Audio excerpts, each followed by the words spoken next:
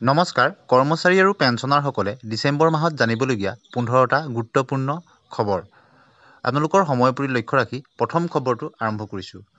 প্ৰথম খবৰটো হৈছে যে কনজিউমাৰ প্ৰাইচ ইণ্ডেক্সত অক্টোবৰ মাহৰ সূচাংকাংক প্ৰকাশ পাইছে।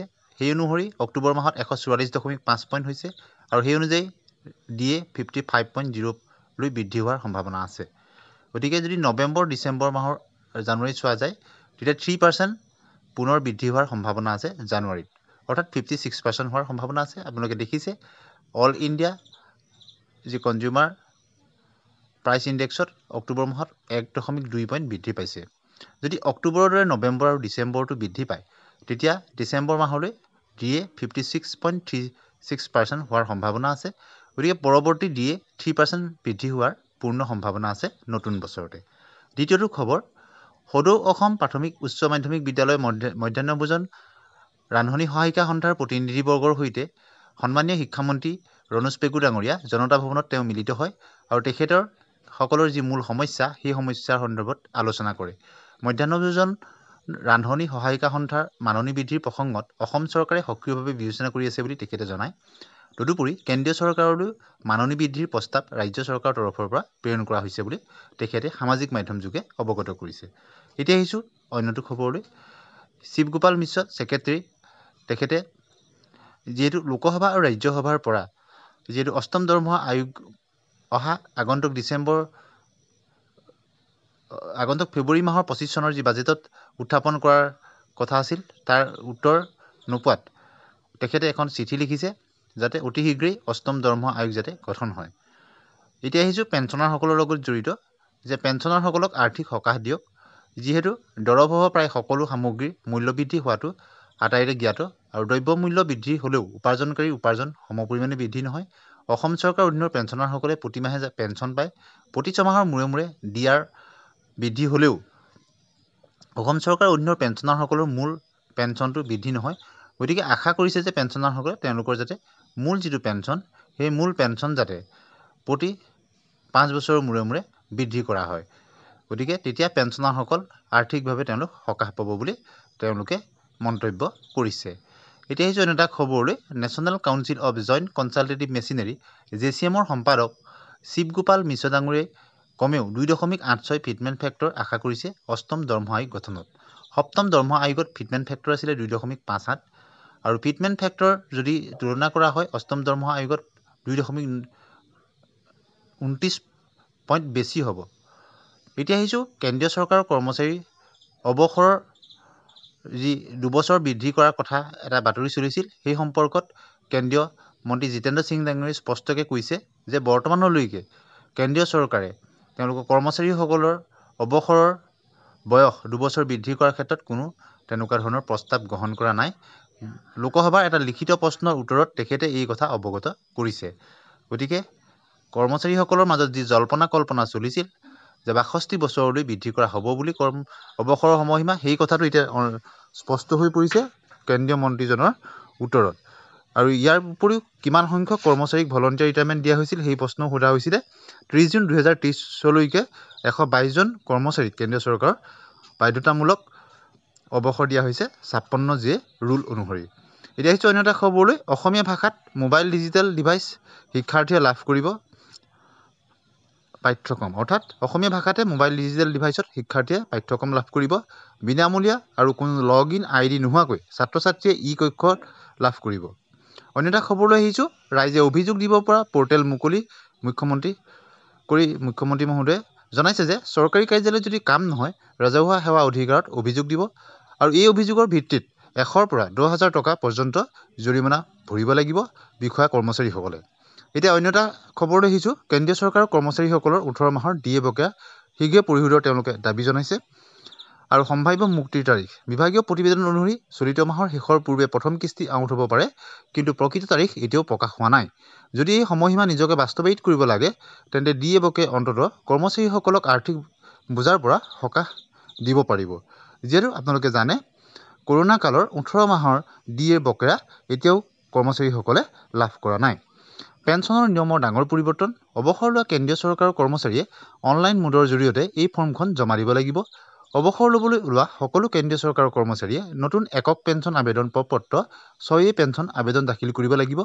এই প্ৰপত্ৰখন কেৱল ভৱিষ্য বা EHRMS 2.0 প্লেটফৰ্ম ব্যৱহাৰ কৰি অনলাইন যোগে পূৰণ কৰি জমা দিব পাৰিব। এতিয়া আহিছোঁ সদ্যহতে ঘোষণা কৰা অসম লোকসেৱা আয়োগৰ প্ৰাৰম্ভিক আৰু মূল পৰীক্ষাৰ যি কাট অফ আছিল কেটেগৰী ৱাইজ, সেই কাট অফৰ তালিকা লোকসেৱা আয়োগে অফিচিয়েলি তেওঁলোকে প্ৰকাশ কৰিছে। গতিকে যিসকল পৰীক্ষাৰ্থী অৱতীৰ্ণ হৈছিল তেওঁলোকে চাব পাৰিব। এতিয়া আহিছোঁ অন্য এটা খবৰলৈ। শিক্ষক নিযুক্তিৰ ভেৰিফিকেশ্যন সম্পৰ্কত 5550টা পদৰ যি PWD প্ৰাৰ্থীসকলৰ ভেৰিফিকেশ্যন চলি আছিল, তাত যিসকল এবচেণ্টি আছিল তেওঁলোকৰ কাৰণে 16 ডিচেম্বৰত পুনৰ এটা সুযোগ তেওঁলোকক প্ৰদান কৰিছে। গতিকে যিসকল PWD কেণ্ডিডেটে তেওঁলোকৰ ভেৰিফিকেশ্যনত উপস্থিত থাকিব পৰা নাছিল বিভিন্ন কাৰণত, তেওঁলোকে 16 ডিচেম্বৰ তাৰিখে ভেৰিফিকেশ্যনত উপস্থিত থাকি তেওঁলোকে ভেৰিফিকেশ্যন কৰাব পাৰিব। আৰু সেই সম্পৰ্কত সময় দিয়া হৈছে 10:30 পৰা 4:30 আৰু স্থানটো দিছে conference hall, director of elementary education, Assam, Kahilipara, Guwahati. এতিয়া আহিছোঁ অন্য এটা খবৰলৈ। সপ্তম পে কমিশ্যন। কেন্দ্ৰীয় চৰকাৰৰ কৰ্মচাৰীৰ বাবে ভাল খবৰ। কেৱল 53% দিয়ে নহয়, 25%তকৈ বৃদ্ধি পাব আন দুটা ভাত্তা। কেন্দ্ৰীয় চৰকাৰে দীপাৱলীৰ পূৰ্বে কৰ্মচাৰীসকলক দিছিল ভাল খবৰ। চৰকাৰে কৰ্মচাৰীসকলৰ পেঞ্চনাৰসকলৰ ডিএ বৃদ্ধি কৰিছিল। ইয়াৰ ফলত তেওঁলোকে বৰ্ধিত হাৰত এতিয়া বৰ্তমান 53% ডিএ লাভ কৰি আছে। ডিএ 53% হোৱাৰ পিছত আন ভাত্তা বৃদ্ধিৰ নিয়ম অনুসৰি চৰকাৰী কৰ্মচাৰী ডিএ বেছিক দৰমহাৰ 50% অধিক হয়, তেতিয়াই তেওঁলোকে অন্যান্য ভাত্তাসমূহৰো পৰিৱৰ্তন হয়। এই সম্পৰ্কত এটা সুকীয়া ভিডিঅ' দিয়া আছে, আপোনালোকে সেই ভিডিঅ'টোত কি ভাত্তা কিমান বৃদ্ধি পাব চাই ল'ব পাৰিব। এই নিয়ম মূল্যবৃদ্ধি আৰু আন প্ৰয়োজনীয় খৰচৰ সৈতে খাপ খোৱাকৈ কৰা হয়, যাৰ দ্বাৰা কৰ্মচাৰীৰ জীৱন যাপনত সুবিধা হয়। গতিকে ডিএ 53% হোৱাত কেন্দ্ৰীয় চৰকাৰৰ কৰ্মচাৰীসকলে লাভ কৰিবলগীয়া আন ভাত্তাসমূহো বৃদ্ধি পাব। গতিকে ডিএ 50% হোৱাৰ লগে লগে কেন্দ্ৰীয় চৰকাৰৰ কৰ্মচাৰীসকলৰ অন্যান্য ভাত্তাসমূহ বৃদ্ধি হোৱাৰ পথ মুকলি হ'ল আৰু এইবিলাক ইতিমধ্যেই তেওঁলোকে বৰ্ধিত হাৰত লাভ কৰাৰ সময় আৰম্ভ হ'ল। এতিয়া আহিছোঁ এই দুটা ভাত্তা 25% বৃদ্ধি। কিছুদিনৰ পূৰ্বে স্বাস্থ্য আৰু পৰিয়াল কল্যাণ মন্ত্ৰালয় MOHNFW যোগ্য কৰ্মচাৰীসকলৰ বাবে পোছাক ভাত্তা আৰু নাৰ্ছিং ভাত্তা 25% বৃদ্ধি কৰিছে। মন্ত্ৰালয়ে এই ঘোষণা 50% ডিএ বৃদ্ধিৰ পিছত আন ভাত্তাত হোৱা বৃদ্ধিৰ সমান্তৰালভাৱে কৰিছে। গতিকে কেন্দ্ৰীয় চৰকাৰৰ কৰ্মচাৰীসকলে তেওঁলোকে কেইবাটাও উপায়েৰে 9 প্ৰকাৰেৰে তেওঁলোকৰ দৰমহা বৃদ্ধিৰ কাৰণে তেওঁলোকে সুযোগ পাইছে। আপোনালোকে নিশ্চয় গম পাইছে, যিহেতু ডিএ 50% হোৱাৰ লগে লগে ৰোষ্টাৰ অনুসৰি অন্যান্য ভাত্তাসমূহো বৃদ্ধি হয়। কেন্দ্ৰীয় চৰকাৰৰ কৰ্মচাৰীৰ ক্ষেত্ৰত কি সুবিধা পাব কৰ্মচাৰীসকলে? চৰকাৰৰ ফালৰ পৰা জাৰি কৰা নটিফিকেশ্যন মতে এই দুয়োটা ভাত্তাত সংশোধন লাভ কৰি কেন্দ্ৰীয় চৰকাৰ আৰু কেন্দ্ৰীয় শাসিত প্ৰদেশৰ অন্তৰ্গত সকলো হাস্পতালৰ লগতে এইমছ নতুন দিল্লী, PIMS R চণ্ডীগড় আৰু JIPMS পুডুচেৰীৰ দৰে কেন্দ্ৰীয় চৰকাৰৰ দ্বাৰা সমৰ্থনপ্ৰাপ্ত সংস্থাসমূহৰ ক্ষেত্ৰতো এই নিয়ম প্ৰযোজ্য হ'ব। তেওঁলোকেও বৰ্ধিত হাৰত ভাত্তাসমূহ লাভ কৰিব।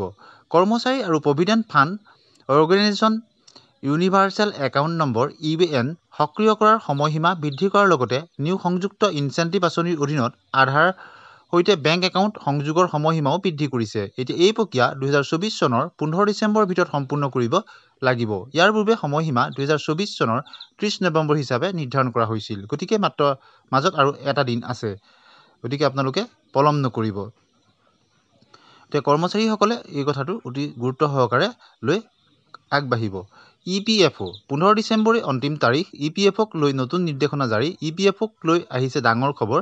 কৰ্মচাৰী provident fund organisation universal account number (UAN) সক্ৰিয় কৰাৰ সময়সীমা বৃদ্ধি কৰাৰ লগতে নিউ সংযুক্ত ইনচেণ্টিভ আঁচনিৰ অধীনত আধাৰৰ সৈতে বেংক একাউণ্ট সংযোগৰ সময়সীমা বৃদ্ধি কৰিছে। এতিয়া এই প্ৰক্ৰিয়া 2024 চনৰ 15 ডিচেম্বৰৰ ভিতৰত সম্পূৰ্ণ কৰিব লাগিব। ইয়াৰ পূৰ্বে ইয়াৰ সময়সীমা 2024 চনৰ 30 নৱেম্বৰ হিচাপে নিৰ্ধাৰিত কৰা হৈছিল। গতিকে অতি সোনকালেই কৰিব। কৰ্মচাৰী provident fund organisation universal account number সক্ৰিয় কৰাৰ সময়সীমা যিহেতু পুনৰ বৃদ্ধি কৰিছে, এই ক্ষেত্ৰত কৰ্মচাৰীসকলে তেওঁলোকে যিসকলে এতিয়াও কৰা নাই তেওঁলোকে অতি শীঘ্ৰেই এই কাম কৰিব বুলি আশা কৰা হৈছে। নহ'লে পৰৱৰ্তী সময়ত তেওঁলোক অন্যান্য অসুবিধাসমূহৰ সন্মুখীন হ'ব। আপোনালোকে নিশ্চয় জানে। এই কামটো অতি সোনকালেই কৰি ল'ব। EPFOই এখন চাৰ্কুলাৰ জাৰি কৰি এই কথা ঘোষণা কৰিছে যে সংস্থাসমূহে নিয়োগকৰ্তাসকলক চলিত বিত্তীয় বৰ্ষত যোগদান কৰা সকলো কৰ্মচাৰীৰ বাবে UAN সক্ৰিয়কৰণ আৰু আধাৰ লিংক সম্পূৰ্ণ কৰিবলৈ কয়। বিশেষকৈ শেহতীয়াকৈ নিযুক্তি পোৱা কৰ্মচাৰীসকলৰ বাবে যাতে তেওঁলোকে ELI আঁচনিৰ সুবিধা লাভ কৰিব পাৰে তাৰ কাৰণে এই ব্যৱস্থা হাতত লৈছে। অষ্টম দৰমহা আয়োগ গঠন সম্পৰ্কত কেতিয়াৰ পৰা কাৰ্যকৰী হ'ব অষ্টম দৰমহা আয়োগ? অৱশেষত বিত্ত ৰাজ্যমন্ত্ৰীয়ে কৰিলে ডাঙৰ ঘোষণা। কেন্দ্ৰীয় চৰকাৰৰ কৰ্মচাৰীৰ বাবে এটা দুখবৰ। অষ্টম দৰমহা আয়োগৰ বাবে 1 কোটিৰো অধিক কেন্দ্ৰীয় চৰকাৰৰ কৰ্মচাৰী আৰু পেঞ্চনাৰসকলে অষ্টম দৰমহা আয়োগ গঠনৰ বাবে আগ্ৰহেৰে অপেক্ষা কৰি আছিল। কিন্তু দেশৰ 1 কোটিৰো অধিক কেন্দ্ৰীয় চৰকাৰৰ কৰ্মচাৰী আৰু পেঞ্চনাৰৰ বাবে এক হতাশাজনক খবৰ। কেন্দ্ৰীয় চৰকাৰে বিত্ত মন্ত্ৰালয়ৰ ফালৰ পৰা জনোৱা হৈছে যে বৰ্তমান অষ্টম বেতন আয়োগ কাৰ্যকৰী কৰাক লৈ চৰকাৰে কোনো প্ৰস্তাৱ বিবেচনা কৰা নাই। আৰু তাৰ পিছত জল্পনা সৃষ্টি হৈছে যে তেন্তে কেন্দ্ৰীয় চৰকাৰৰ কৰ্মচাৰীসকলৰ বেতন বৃদ্ধি কৰিবলৈ নতুন কোনো পন্থা অৱলম্বন কৰিব নেকি? অৰ্থাৎ অষ্টম দৰমহা আয়োগ গঠন নকৰাকৈ কৰ্মচাৰীসকলৰ দৰমহা বৃদ্ধিৰ নতুন উপায় উলিয়াব নেকি? মিডিয়া ৰিপৰ্ট অনুসৰি কেন্দ্ৰীয় চৰকাৰৰ কৰ্মচাৰীসকলৰ সংগঠনৰ প্ৰতিনিধিয়ে জনাইছে যে 2016 চনৰ অন্তিমবাৰ বেছিক দৰমহাৰ পৰিৱৰ্তন কৰা হৈছিল। তেতিয়া কাৰ্যকৰী হৈছিল সপ্তম বেতন আয়োগ। কিন্তু এইবাৰ সম্ভাৱনা উদয় হৈছে যে নতুন বেতন আয়োগ গঠন কৰিবলৈ কেন্দ্ৰীয় চৰকাৰৰ কৰ্মচাৰীসকলৰ বেছিক দৰমহা বৃদ্ধি হ'ব নতুন দৰমহা আয়োগ গঠন নকৰাকৈ। প্ৰতিবেদন অনুসৰি national council of the joint consultative machinery সচিব শিৱগোপাল মিশ্ৰই দাবী কৰিছে যে তেওঁ এতিয়াও ভাবে যে কেন্দ্ৰীয় চৰকাৰৰ কৰ্মচাৰীসকলৰ বেছিক দৰমহা পৰিৱৰ্তনৰ শ্ৰেষ্ঠ উপায় হ'ল নতুন বেতন আয়োগ। কিন্তু কেন্দ্ৰীয় চৰকাৰে নতুন বিকল্পৰ জৰিয়তে এইবাৰ চৰকাৰী কৰ্মচাৰীৰ বেছিক দৰমহা পৰিৱৰ্তন কৰিব পাৰে। অৱশ্যে বৰ্তমান বিষয়টোক লৈ কেন্দ্ৰীয় চৰকাৰৰ ফালৰ পৰা কোনো অফিচিয়েল মন্তব্য কৰা হোৱা নাই। এই ক্ষেত্ৰতো বিভিন্ন মিডিয়া ৰিপৰ্টতহে জল্পনা চলিছে। অৰ্থাৎ যি নতুন বেতন আয়োগ গঠন কৰিয়েই হওক বা অন্য বেছিক পে বৃদ্ধি কৰিয়ে হওক কৰ্মচাৰীসকল পেঞ্চনাৰসকলে যাতে বৰ্ধিত হাৰত তেওঁলোকে দৰমহা আৰু পেঞ্চন লাভ কৰে তাৰ প্ৰতি সকলোৱে আশা ৰাখিছে।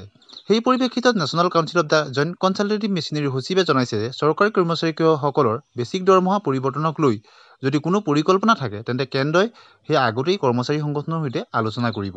কেন্দ্ৰই কি ভাবিছে সেয়া পূৰ্বেই কৰ্মচাৰী সংগঠনৰ আগত স্পষ্ট কৰিব লাগিব। অৰ্থাৎ কেন্দ্ৰীয় চৰকাৰে কিবা এটা সিদ্ধান্ত লোৱাৰ আগতে কৰ্মচাৰীসকলৰ যি ৰেজিষ্টাৰ্ড তেওঁলোকৰ সংগঠন আছে সংগঠনৰ প্ৰতিনিধিৰ লগত আলোচনা বিলোচনা কৰিহে আগবঢ়াৰ পোষকতা কৰিছে শিৱগোপাল মিশ্ৰ ডাঙৰীয়াই। গতিকে নতুন বছৰতে দৰমহা আৰু পেঞ্চন বৃদ্ধি, অন্যান্য ভাত্তাসমূহ বৃদ্ধি, 18 মাহৰ দৰমহা যি কৰোণা কালৰ এৰিয়াৰ প্ৰাপ্তি, এই সকলোখিনি আশা কৰিছে কৰ্মচাৰীসকলে।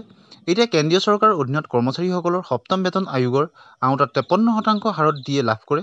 তেওঁলোকে দীৰ্ঘদিন ধৰি অষ্টম বেতন আয়োগ কাৰ্যকৰী কৰাৰ আশাত আছে। ডিএৰ ট্ৰেণ্ড চাই বহুতেই অনুমান কৰিছিল যে 2026 চনৰ 1 জানুৱাৰীৰ পৰা কেন্দ্ৰীয় চৰকাৰৰ কৰ্মচাৰীৰ বাবে অষ্টম বেতন আয়োগ কাৰ্যকৰী কৰা হ'ব। কিন্তু শেহতীয়াকৈ সংসদৰ পৰা ৰাজ্যসভাৰ আৰু লোকসভাৰ পৰা যি উত্তৰ আহিল সেই উত্তৰে কৰ্মচাৰীসকলক হতাশ কৰিছে। তথাপিতো তেওঁলোকে আশা কৰিছে যে অতি শীঘ্ৰেই এই সম্পৰ্কত দৰমহা আৰু পেঞ্চন বৃদ্ধিৰ সম্পৰ্কত অন্যান্য ভাত্তা বৃদ্ধিৰ সম্পৰ্কত কেন্দ্ৰীয় চৰকাৰৰ পৰা তেওঁলোকে স্থিতি স্পষ্ট কৰিব। Confederation of central government employees ৱৰ্কাৰৰ ফালৰ পৰা অতি সন্মানীয় প্ৰধানমন্ত্ৰী মহোদয়লৈ অতি সোনকালেই যাতে অষ্টম দৰমহা আয়োগ গঠন হয় সেই সম্পৰ্কত এখন লেটাৰ প্ৰেৰণ কৰা হৈছে। তেওঁলোকে লিখিছে request for constitution of 8th central pay commission for central government employees and pensioners regarding. অৰ্থাৎ অতি শীঘ্ৰেই যাতে কৰ্মচাৰী আৰু পেঞ্চনাৰসকলৰ কাৰণে অষ্টম দৰমহা আয়োগ গঠন কৰা হয় আৰু তাৰ কাৰণে যি ছাব কমিটিসমূহ গঠন কৰিব লাগে আৰু কৰ্মচাৰী আৰু পেঞ্চনাৰসকল লাভৱান হ'ব লাগে। তাৰ কাৰণে সন্মানীয় প্ৰধানমন্ত্ৰী মহোদয়লৈ অফিচিয়েলি এখন তেওঁলোকে লেটাৰ প্ৰেৰণ কৰিছে আৰু তাত বহুখিনি কথা তেওঁলোকে অন্তৰ্ভুক্ত কৰিছে আৰু কি কাৰণে অতি সোনকালেই অষ্টম দৰমহা আয়োগ গঠন কৰিব লাগে সেই তাৰো যুক্তি তেওঁলোকে আগবঢ়াইছে। ভিডিঅ'টো শেষলৈকে চোৱাৰ কাৰণে